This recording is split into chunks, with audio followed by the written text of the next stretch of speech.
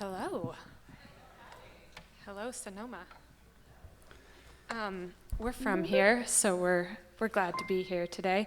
We're going to be playing you, the first thing we're going to do is play you a song that we wrote for our weekly webcast show called Hey, It's Pomplamoose, so forgive this very self-indulgent song called Hey, It's Pomplamoose.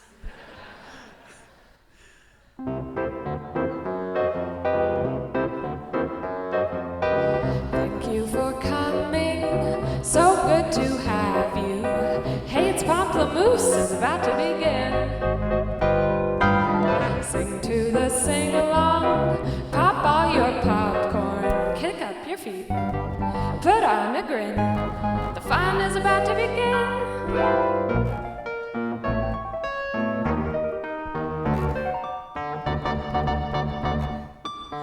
We're feeling sassy, come join the party. Tell us what you think, it's the Pomplamoose Show. Here's to the fans who hate all the haters. Hey, it's Pomplamoose, it's starting now.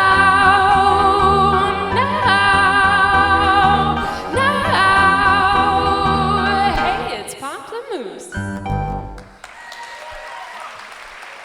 I'm going to turn things over to Jack now. So I'm going to get on my soapbox for a minute here. I want to tell you about a conversation that I recently had. I'm supposed to stand over here, evidently. I want to tell you about a conversation that I recently had with someone. It totally changed the way I thought about the music industry. It was an A&R guy at Capitol Records, which is OK Go's old label. And he said, yeah, YouTube bands, they seem like a good idea. It seems generally like a nice idea, but in the end, it doesn't really work out. He said, I mean, look at OK Go, for example. They had millions of views online, and then, we worked with them, and in the end, they only sold 250,000 records. And my jaw hit the floor. 250,000 records. That's, at $18 a record, that's $4.5 million. So, since when is a $4.5 million business not a good idea? In what industry is $4.5 million of gross not good? And I think the answer lies in this formula. There's a formula that's been used for a long time to convert music into dollars. And it's a simple formula. It's the same formula as a venture capital firm. It works like this. A venture capital firm invests in 20 different startups. They know that 90% of those businesses are going to fail in the first year. They still give them $15, $20, $25 million because they know that one of them is going to be the next Instagram, and it's going to sell to Facebook for $1 billion, and it's going to make the whole thing worth it. So a major label is no different. They have sometimes a roster of thousands of artists, and they'll throw millions of dollars at some of their bands, even though they know that most of these bands are never going to see the light of day. No one's really going to listen to them, because they know that one of those bands is going to be Lady Gaga, and it's going to make the whole thing worth it. So this is a model that works. It works fine. But the problem is, it fails to acknowledge the small business version of a band. It fails to acknowledge this small business that's actually a financially viable business now.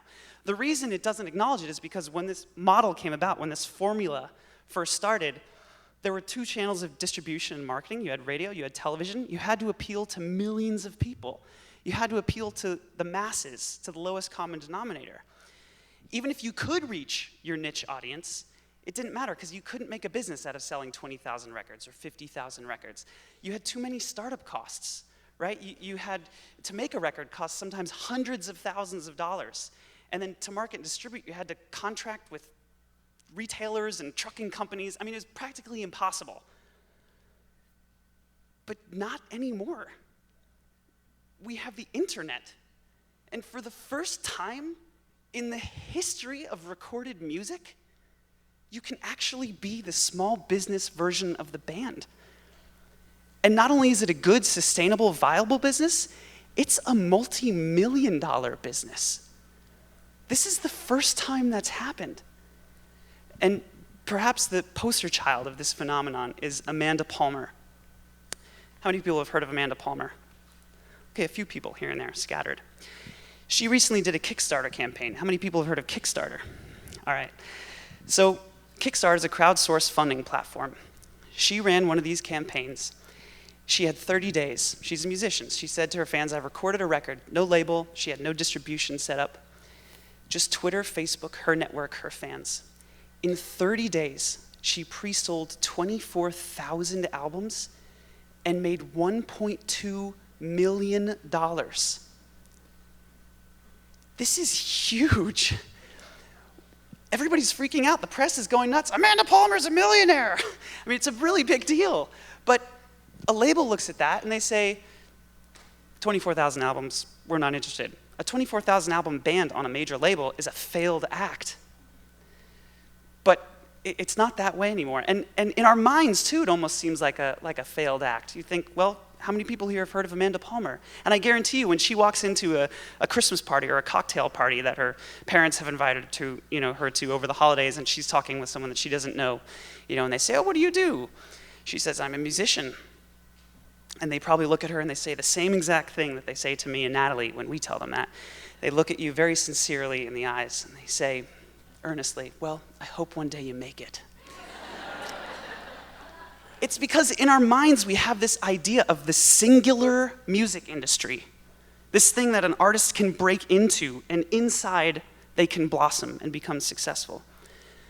But the internet has made it possible to have music industries and small business versions of bands. So the point is this: if you ditch the overhead, if you ditch the huge expenses, Skrillex recorded Scary Monsters and Nice Sprites on a laptop for free. It didn't cost anything. If you ditch all of that and you take advantage of the internet, you connect with your niche markets, then it's possible to be a successful small business version of a band. And young kids who grow up to be successful lawyers and entrepreneurs and businessmen, they could also grow up to be successful artists and musicians if they're encouraged to do so. And they should be encouraged to do so because it is possible to be a successful artist. So thank you. I'm going to invite Nataly back on stage. We'll play you one more song.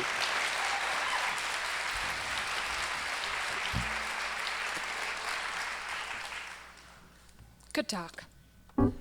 Why, thank you. This is called Expiration Date. Ooh, do we have some Pomplamoose fans in the front row? Rock on.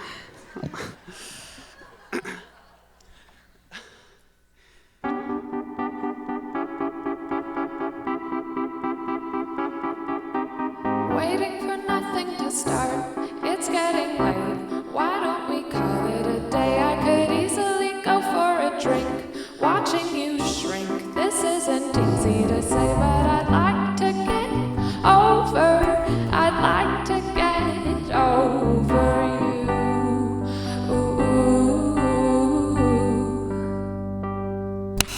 Never knew love was a fad. You fooled me bad. Wish you were easy to hate, but I'm stuck in the middle for now, wondering how I entertain this debate. Oh, I'd like to get over. I'd like to get over you.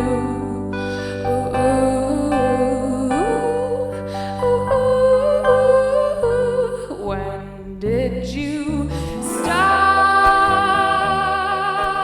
doing the things you did to make me fall? When did you start framing my dreams to hang on your white walls? Now, will you please be quiet just long enough for me to tell you what I came up here to say? Dinner for two lost its taste when I embraced all of your leftover bait, and I wish we had never gone stale, but who could tell your expiration date? Oh, I'd like to get over. I'd like to get over you.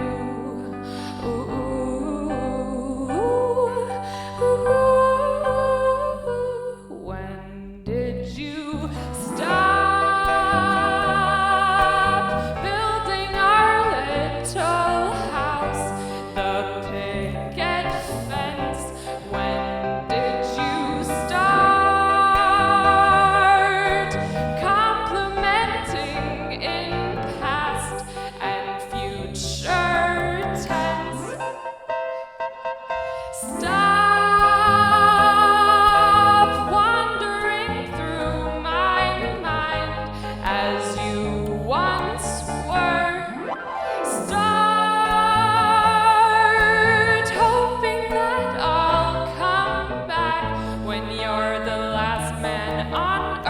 what's that supposed to mean?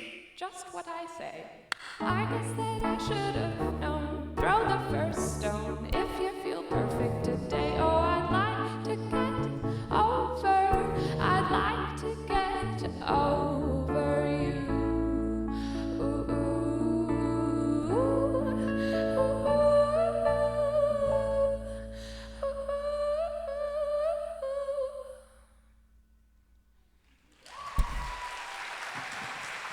Thank you very much. Thanks.